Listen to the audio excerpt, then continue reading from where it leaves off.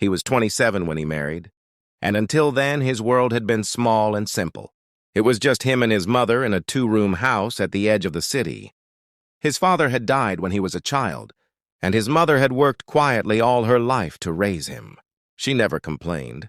She cooked, cleaned, stitched clothes for others, and saved every coin so her son could study and live better than she ever had. He grew up believing her sacrifices were normal.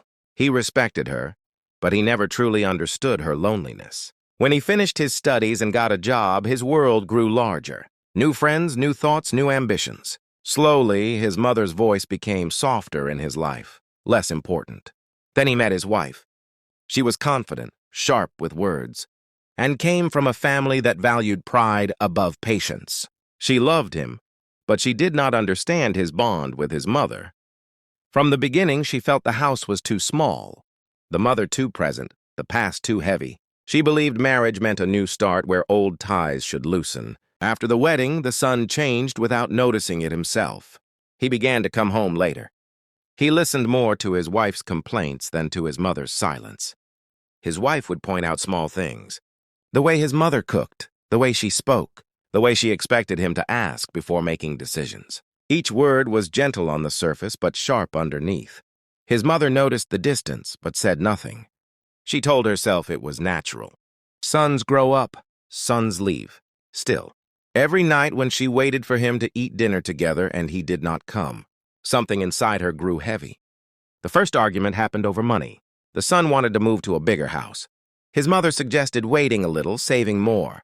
His wife took this as interference.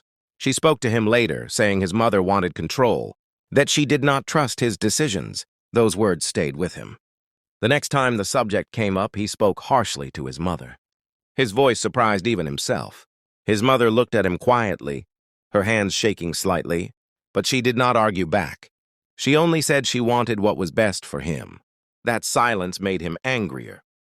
He felt judged, even though she had said nothing. Over time, every suggestion she made sounded like criticism to him. Every concern felt like an attack. His wife watched this change and encouraged it. Not openly but carefully. She praised him when he stood firm against his mother. She reminded him that a married man must choose his wife first. Slowly, the son began to see his mother not as a protector but as an obstacle. The house filled with tension. Meals were eaten in silence or separately. Conversations became short and cold. The mother tried to please them both. Waking early, sleeping late, doing more than her body allowed. Still, nothing seemed enough. One evening, a small mistake turned into a storm. The mother had moved some documents while cleaning and forgot to tell him. When he could not find them, his wife accused her of being careless. The son, already tired and irritated, shouted. His words were sharp, cruel, and careless. He said she always caused problems. He said she should stop interfering in his life. He said things he had never imagined saying to the woman who raised him. The mother stood still as he spoke. She did not cry. She did not shout back. She only felt something break quietly inside her. When he finished, she went to her room and closed the door.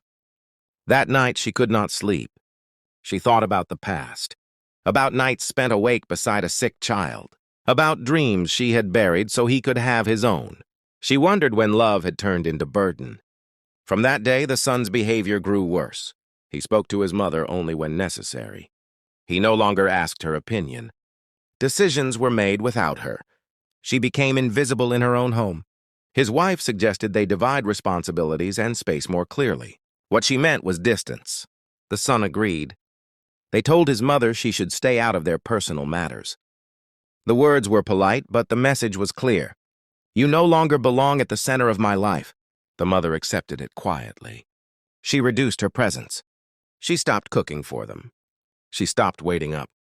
She lived like a guest in the house she had built. But inside her, something else was forming. It was not anger at first. It was realization. She began to see clearly how easily love can be forgotten. When comfort replaces gratitude, she started to protect herself. She kept her thoughts to herself. She stopped giving advice, stopped offering help unless asked. She observed her son as if he were a stranger. The son mistook her silence for acceptance. He felt lighter, freer. He believed he had finally taken control of his life. He did not see the cost of what he was doing. One day, he overheard his mother on the phone with a distant relative. She was speaking calmly, but her words carried weight.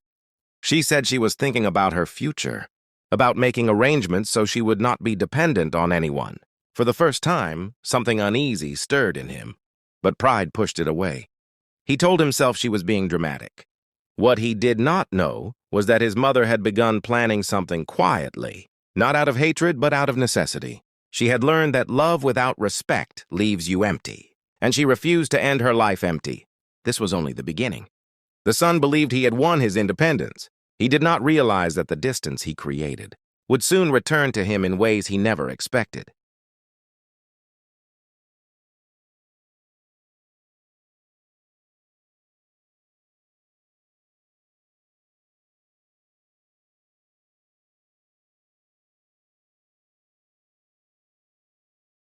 The mother's days became quiet and carefully ordered.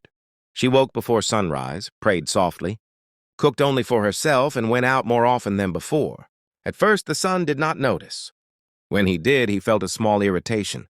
He wondered where she went, why she no longer asked him anything. He told himself it was good. This was what everyone wanted, peace. But peace built on distance has a strange sound. The house felt emptier even when everyone was inside it. She began visiting an old friend who lived across the city, a woman who had also lost her husband early and learned to survive without expecting gratitude. With her, the mother spoke freely. She talked about her son without bitterness, but with honesty. She admitted her pain, her regret for giving too much without teaching respect. Her friend listened and said only one thing: "You have the right to live with dignity." Those words stayed with her. Slowly, the mother started changing small things. She reopened the bank account she had once closed to help pay for the wedding. She gathered documents, property papers, old savings records. She did not hide them, but she no longer left them lying around. Everything had a place now. At home, the son and his wife grew comfortable in their authority. They made plans without consulting her. They talked about renovations, about selling some land in the village that was still in the mother's name. They assumed she would agree, as she always had. One evening, they brought it up casually at dinner. The wife spoke politely, smiling, saying it would benefit everyone. The son nodded, already convinced. The mother listened quietly. When they finished, she said she needed time to think. That response surprised them. The wife's smile tightened. The son felt an unexpected wave of irritation. His mother had never asked for time before. Decisions had always flowed through her hands toward him, never stopping. Days passed. She did not bring it up again. The son finally asked her. His tone was controlled but firm. She replied calmly that she had decided not to sell. The land, she said, was her security. She wanted something that belonged only to her. The room went cold. His wife spoke first, saying the land was unused, that keeping it made no sense. She hinted that the mother was being selfish. The son added that they were family, that her assets were also his future. The mother looked at him for a long moment. Then she said something that struck deeper than any shout. She said, "Family should also mean safety for everyone, not just convenience for some." The son felt challenged. He raised his voice, accusing her of mistrust. He reminded her of everything he provided now, the roof, the expenses. His wife stood beside him, silent but approving. The mother did not argue. She simply said she had made her decision. That night, the son could not sleep. Anger and confusion mixed inside him. For the first time, his mother was not bending. He felt as though something...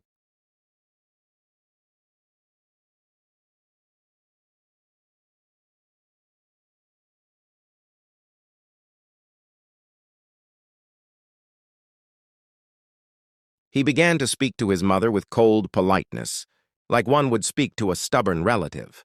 He reminded her of her age, of her dependence. He said things that sounded reasonable but carried threat underneath. The mother listened and remembered every word. One afternoon, she surprised them by saying she wanted to move out for a while. She said she wished to stay closer to her friend, to have her own space. The words were calm but final. The wife reacted with relief disguised as concern. The son reacted with shock disguised as anger. He asked how people would talk, what others would think. He accused her of abandoning him. The mother replied softly that she had not left him. He had left her long ago. Those words stayed hanging in the air long after she left the room. She moved into a small rented place. It was modest but clean and quiet. For the first time in years, she arranged things exactly as she liked. There was no one to please, no one to avoid. The silence felt heavy at first, then healing. She began taking care of herself. She ate better, walked daily, slept peacefully. Slowly, the sadness inside her settled into strength. Meanwhile, life in the son's house did not become easier as expected. Without his mother's presence, small problems became noticeable. Bills were missed. Meals were rushed or skipped. The house lost its quiet order. The son told himself this was temporary. He believed independence came with discomfort, but something else bothered him more. His mother did not call. She did not ask for help. She did not complain. Weeks passed, then months. One day, he heard from a relative that his mother had updated her will. The words hit him harder than he expected. He felt excluded, suddenly unsure of his place in her life. He went to see her unannounced. When she opened the door, he saw a different woman. She looked calmer, steadier. Not broken, not angry, just distant. They sat across from each other. He spoke first, accusing her of shutting him out, of acting cold. She listened patiently. Then she spoke.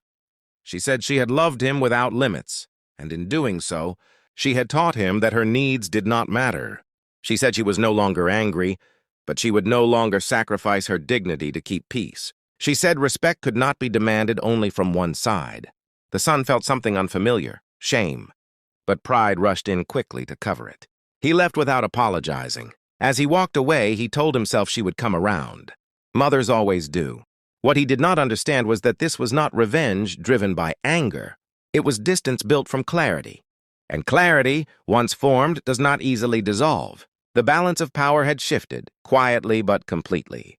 He began to speak to his mother with cold politeness, like one would speak to a stubborn relative. He reminded her of her age, of her dependence. He said things that sounded reasonable but carried threat underneath. The mother listened and remembered every word. One afternoon, she surprised them by saying she wanted to move out for a while. She said she wished to stay closer to her friend, to have her own space. The words were calm but final. The wife reacted with relief disguised as concern. The son reacted with shock disguised as anger. He asked how people would talk, what others would think. He accused her of abandoning him. The mother replied softly that she had not left him. He had left her long ago. Those words stayed hanging in the air long after she left the room. She moved into a small rented place. It was modest but clean and quiet. For the first time in years, she arranged things exactly as she liked. There was no one to please, no one to avoid. The silence felt heavy at first, then healing. She began taking care of herself. She ate better, walked daily, slept peacefully. Slowly, the sadness inside her settled into strength. Meanwhile, life in the son's house did not become easier as expected. Without his mother's presence, small problems became noticeable. Bills were missed. Meals were rushed or skipped. The house lost its quiet order. The son told himself this was temporary. He believed independence came with discomfort, but something else bothered him more. His mother did not call. She did not ask for help. She did not complain. Weeks passed, then months. One day, he heard from a relative that his mother had updated her will. The words hit him harder than he expected. He felt excluded, suddenly unsure of his place in her life. He went to see her unannounced. When she opened the door, he saw a different woman. She looked calmer, steadier. Not broken, not angry, just distant. They sat across from each other. He spoke first, accusing her of shutting him out, of acting cold. She listened patiently. Then she spoke. She said she had loved him without limits, and in doing so, she had taught him that her needs did not matter. She said she was no longer angry, but she would no longer sacrifice her dignity to keep peace. She said respect could not be demanded only from one side. The son felt something unfamiliar, shame, but pride rushed in quickly to cover it. He left without apologizing. As he walked away, he told himself she would come around. Mothers always do. What he did not understand was that this was not revenge driven by anger. It was distance built from clarity. And clarity, once formed, does not easily dissolve. The balance of power had shifted, quietly but completely.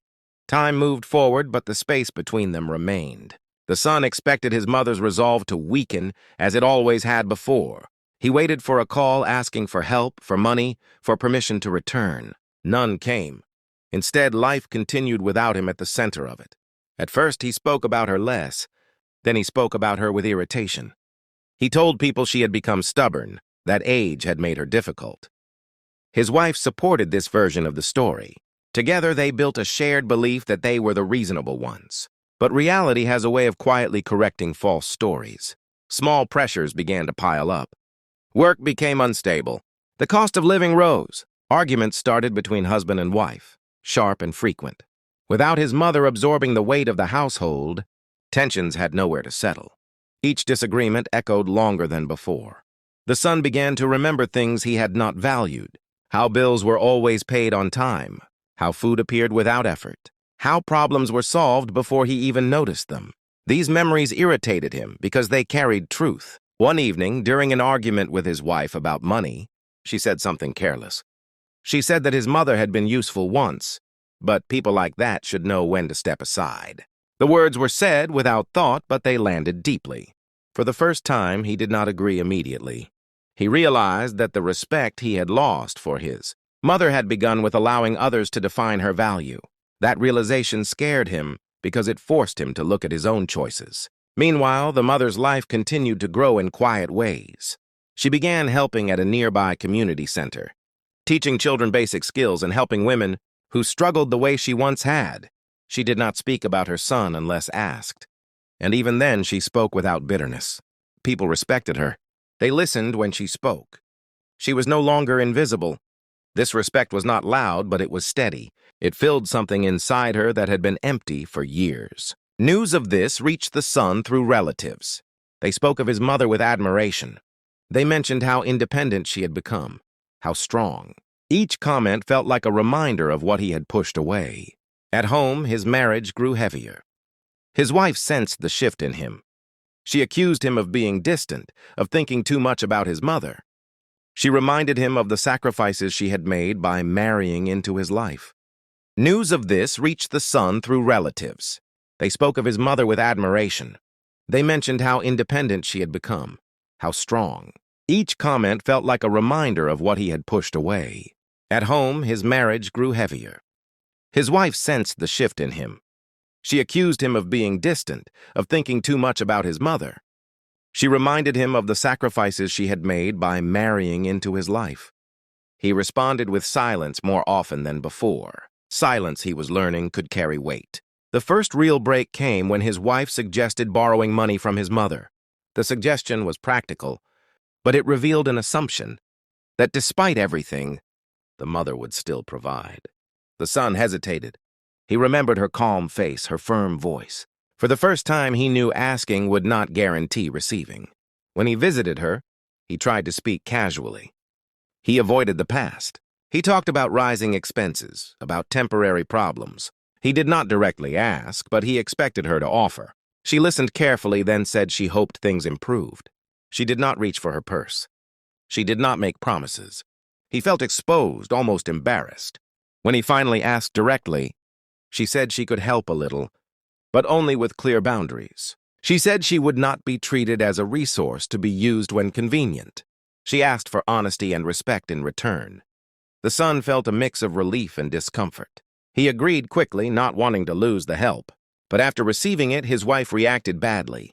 She said his mother was trying to control them, that accepting conditions was a sign of weakness. The old arguments returned. This time, the son did not explode. He listened, he thought. And in that thinking, he saw how often anger had been chosen over understanding.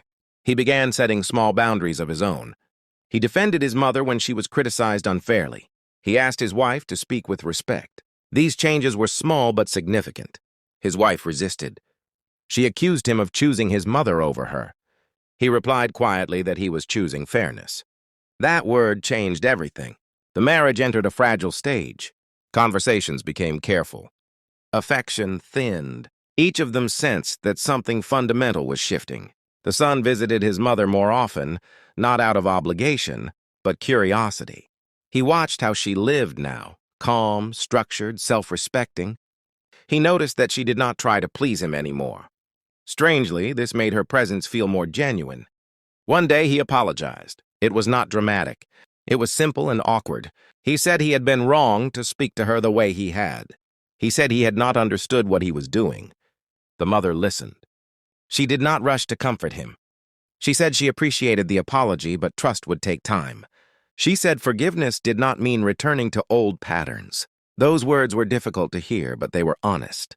The final shift did not come with shouting or dramatic decisions. It came quietly the way truth often does, when there is no strength left to deny it. The son's marriage continued to strain under unspoken expectations. His wife wanted the life she had imagined, comfortable, unquestioned, secure. He, for the first time, wanted balance. Their arguments were no longer about small things. They were about values. One evening, during another tense discussion, she said something that settled everything. She said respect should flow one way in a family, toward the couple, not outward. She said parents should accept their place once children are married. He listened carefully. Then he said calmly that he did not agree. That moment marked the end of pretending. The marriage did not end immediately, but something essential broke. Over time, distance replaced effort. Conversations became practical.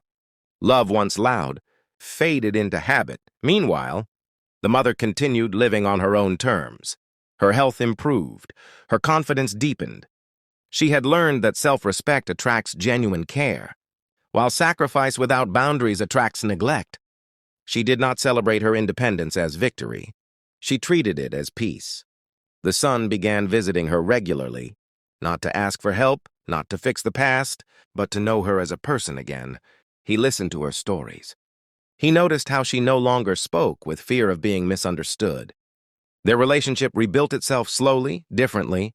It was no longer based on obligation or guilt. It was based on choice. Eventually, the marriage reached its conclusion. There was no scandal, no cruelty, just two people acknowledging that they wanted different things. The separation was painful but clear. When the son told his mother, she did not rejoice. She did not say she had been right. She simply said she hoped he had learned something about himself. He had. He learned that love demanded responsibility, not ownership. That marriage did not mean erasing one's past, and independence did not require cruelty. He learned that silence can wound more deeply than anger, and that neglect leaves scars even when no blows are struck. Most importantly, he learned that the revenge he feared had never been planned. It was the natural outcome of his actions. The mother had not sought to punish him. She had sought to survive with dignity. The distance, the boundaries, the refusal to be used, these were not weapons. They were protection. Years later, when he had rebuilt his life with greater care, he would look back at that period with clarity. He would understand that the greatest loss was not money, comfort, or pride, but time spent misunderstanding, the one person who had never meant him harm. And the greatest lesson was simple. When love is taken for granted, it does not scream, it walks away, quietly, and teaches its lesson by absence. That was the revenge, not cruelty, not hate, but self-respect. PLs, like, comments, and subscribe.